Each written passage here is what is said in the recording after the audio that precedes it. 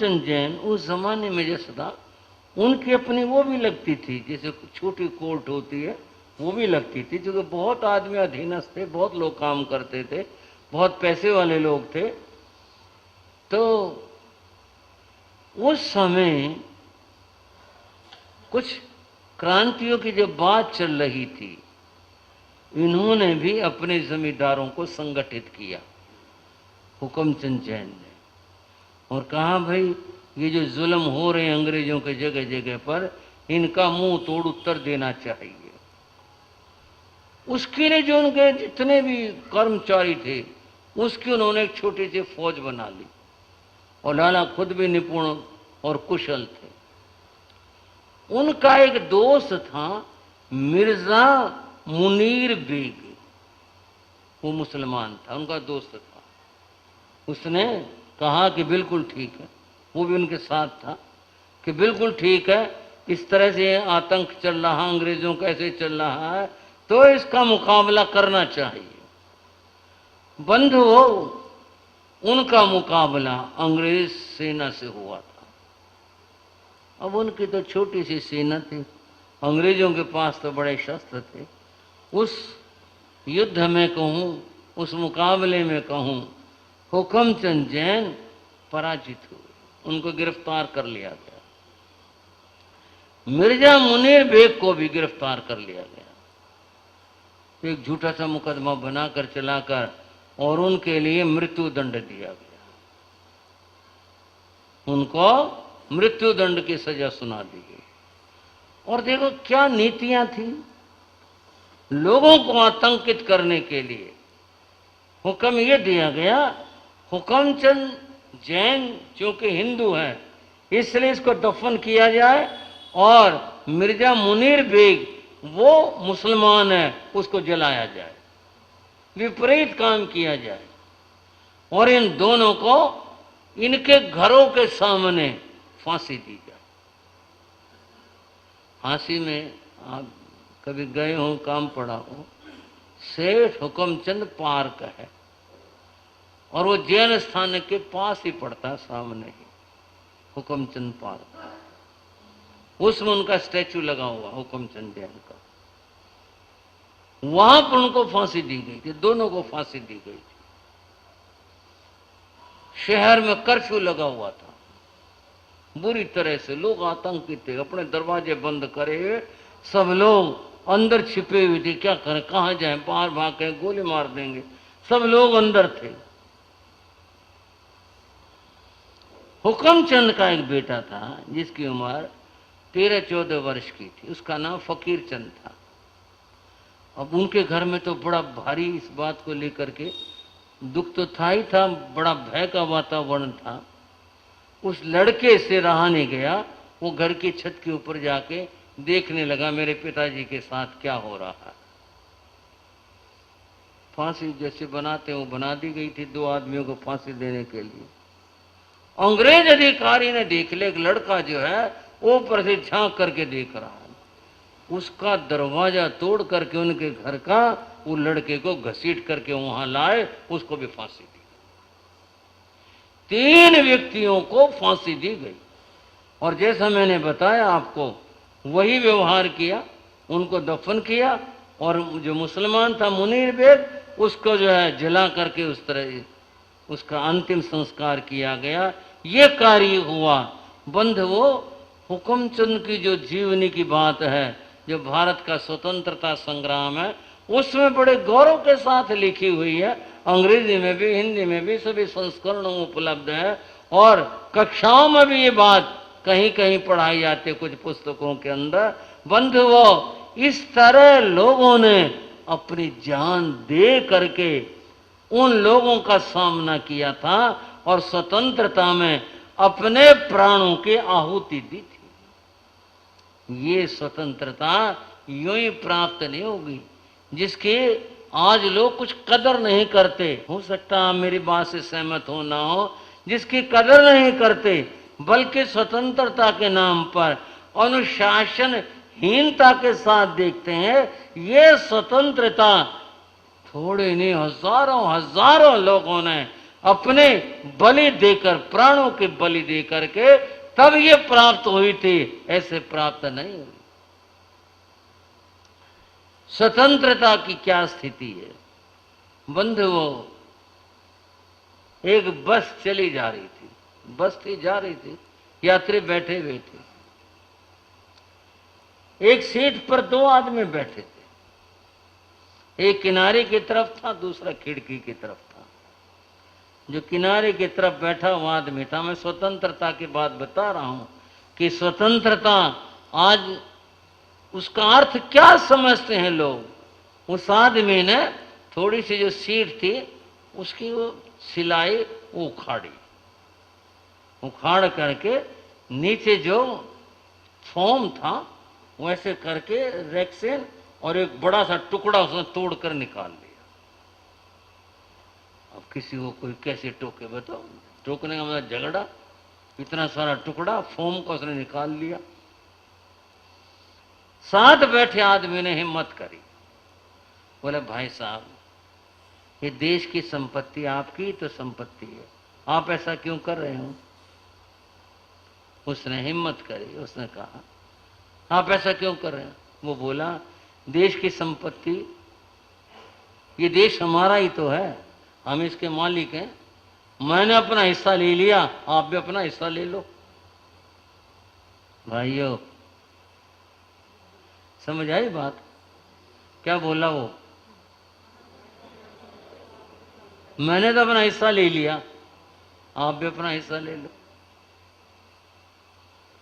ये स्वतंत्रता है, ये स्वतंत्रता पाई है, ये आजादी पाई है कि हम सरकारी संपत्ति हो या कुछ हो, उसका हमारे दिमाग में देश की संपत्ति के प्रति ये दृष्टिकोण है, ये स्थिति है। आप कहीं भी देख लो, जितने सरकारी संस्थान हैं, जितने सरकारी चीजें हैं, कुछ भी हैं, क्या हाल है उनका, क्या स्थिति है उनकी। लोग कोई परवाह करते हैं खराब करने में, गंदा करने में, कुछ करने में है जरा सा भी, कहीं चले जाओ, कहीं थूक दिया, पान थूक दिया, कुछ कर दिया, कोई परवाह किसी बात की, कुछ भी तोड़ दिया, फोड़ दिया, लिया अपना नाम लिख दिया, कुछ और कर दिया। क्यों, सरकारी चीज है, कौन बोले कौन टोके, जो बोले झगड़ा हो, ये स्थिति है। आज स्वतंत्रता का अर्थ ऐसे अनुशासनहीनता बन गया है कि अपनी मर्जी और चाहे जो भी कुछ करो। आज स्वतंत्रता की ये स्थिति बन गई। बंधुओं, पूज्य गुरु महाराज योगीराज जी के वचन अपने कानों सुने हुए कुछ आपको बता रहा हूं आज के मौके के ऊपर। गुरु महाराज यूं कहा करते, बोले पहले कहानियों में पढ़ते हैं बड़े बड़े राक्षस होते थे, और वो ऐसे राक्षस होते थे आदमी को भी खा जाते मार करके, ऐसे राक्षस होते थे। और उनकी कहानियां ये थी, भी राक्षस आ गया, गांव वालों ने कहा बे तू लोगों को मत मार, और जो तू कहेगा हम तेरी भेंट पूजा वो दे देंगे।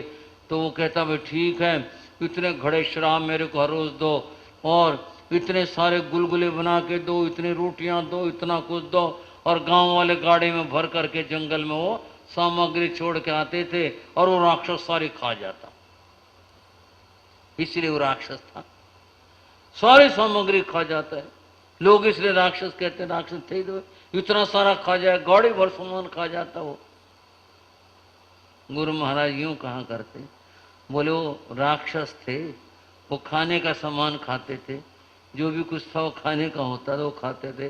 बोले आज देश में कैसे कैसे पैदा हो गए, लोहा खा जाए, सीमेंट खा जाए, ईंट खा जाए, पत्थर खा जाए, और पता नहीं पुल के पुल खा जाए, पता भी नहीं चले कहाँ क्या था, क्या बनाया, हुआ क्या भाई।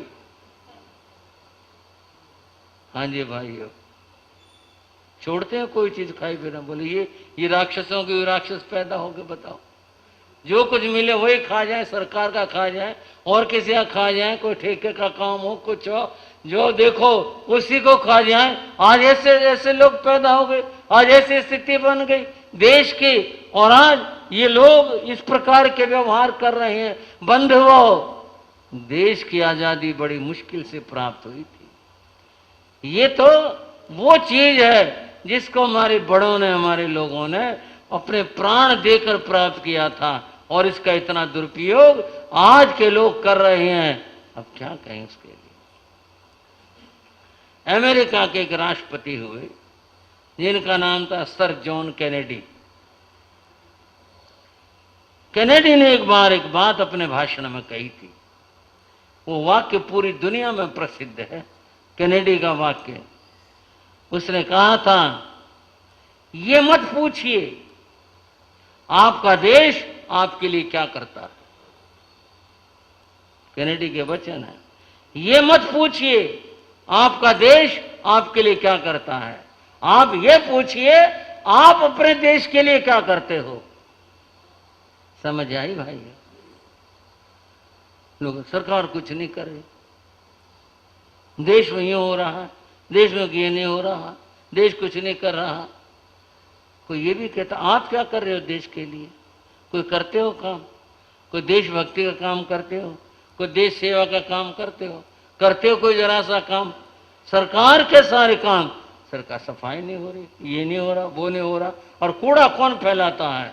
ये सब गंदगी फैलाता कौन है? इस बात का विचार किया।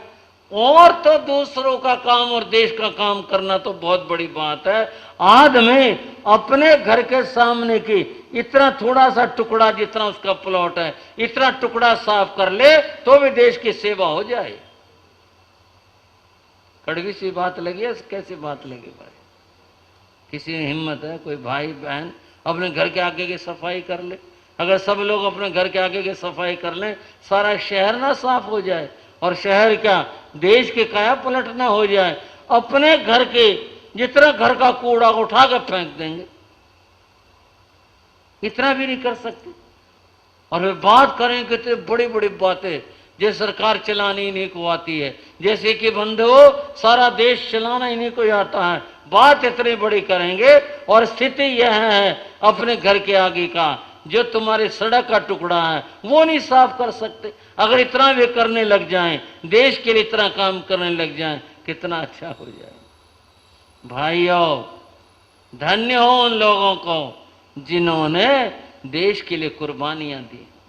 अब कोई पूछे भगत सिंह हुए, मंगल पांडे हुए, और कितने लोग हुए, ये लोग देश के लिए मर गए, फांसी पर झूल गए। जरा आज सोच करके देखो, देश के लिए मर गए। अगर ये भी आराम से बैठ जाते अपने घरों में, इन्होंने ठेका ले रखा था देश का, इनकी जिम्मेदारी थी कोई, बल्कि सरकार से मिल लेते तो पता नहीं कितने इनाम और मिलते, कितनी जायदाद और मिलती, कितनी प्रॉपर्टियां मिलती, कितना सहयोग मिलता। उनके लिए अंग्रेज सरकार क्या क्या काम कर देती। इनके जिम्मे था क्या? यह है कि देश के लिए हम अपने कुर्बानी देंगे, मरेंगे।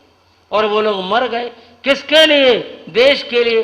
उनमें ऐसा जज्बा था, उन लोगों में देश के प्रति इतना प्रेम था, उन्होंने देश के लिए इतना काम किया। और आज क्या स्थिति है?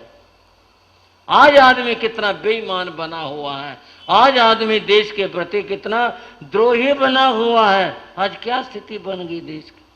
भाइयों, 15 अगस्त का दिन इस बात के लिए हमें याद दिलाता है उन शहीदों की जिन्होंने किस तरह से अपनी कुर्बानियां दे करके और ये देश आजाद करवाया था।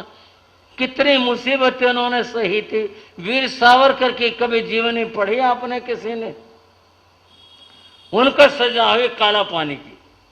काला पानी वर्तमान का अंडमान निकोबार जो द्वीप समूह है, वहां पर जेलें बनाई हुई थी, और वहां इसलिए छोड़ के आते थे, इसलिए ले जाते थे, वहां से आदमी आ नहीं सकता था, समुद्र था। जाने का साधन सरकारी जहाज और नौकाएं होती थी, पकड़ करके कैदियों को वहां ले जाते थे।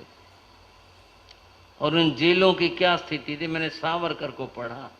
बंधुओं, क्या स्थिति थी? रहने की स्थिति तो ये थी, उन लोगों के छोटा सा दरवाजा होता था, उसमें से तो प्रवेश करते थे। अंदर इतने जगह होती थे कि वो लेट न सके, अपने घुटने मोड़े, हाथ मोड़े, उसमें पड़े रहें, बस यूं हो ले और यूं हो ले, पैर फैला के सोने। वहां उनके दिन और रात गुजरा करते थे। अब कोई ये पूछे, हालांकि बड़ा विचित्र लग रहा कहते हुए, सावरकर से तू इतना दुख यहाँ पाने लग रहा है, ऐसे छोटे से उस घरगुल्ले में, बिल जैसी जगह में, ऐसे जगह के ऊपर बेचारे पड़े रहते थे, और न जाने कितने लोग इस तरह से थे, उनमें पड़े रहते थे।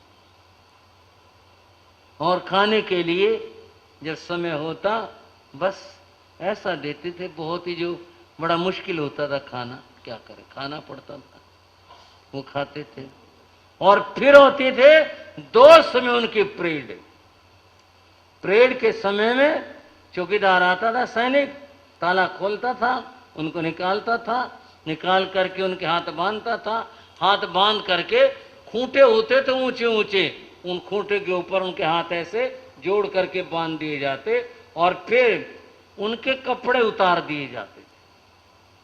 और फिर दूसरा सैनिक आता था हंटर लेकर के, और वो परेड थी उनकी, और फिर किसको कितने कोड़े लगने, 20 लगने, 25 लगने, 10 लगने, जितने वो नंबर डला होता था, 20 नंबर पर इतने कोड़े, भड़क भड़क भड़क कमर के ऊपर मारे जाते थे, चमड़ी फट जाती थी।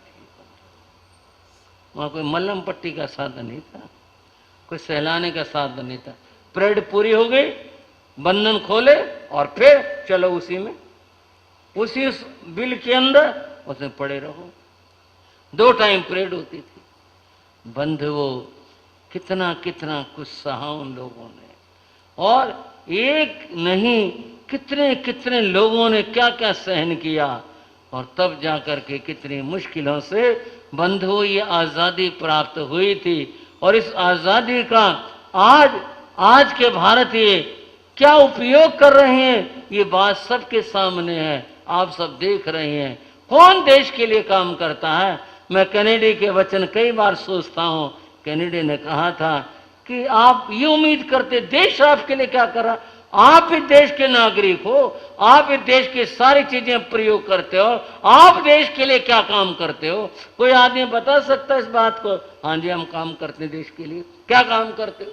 मैंने अब एक बात कड़वी सी कह दी, अपने घर के आगे की सफाई तो होती नहीं, और देश के लिए काम करेंगे? कौन काम कर रहा देश के लिए? कुछ भी नहीं काम कर रहे।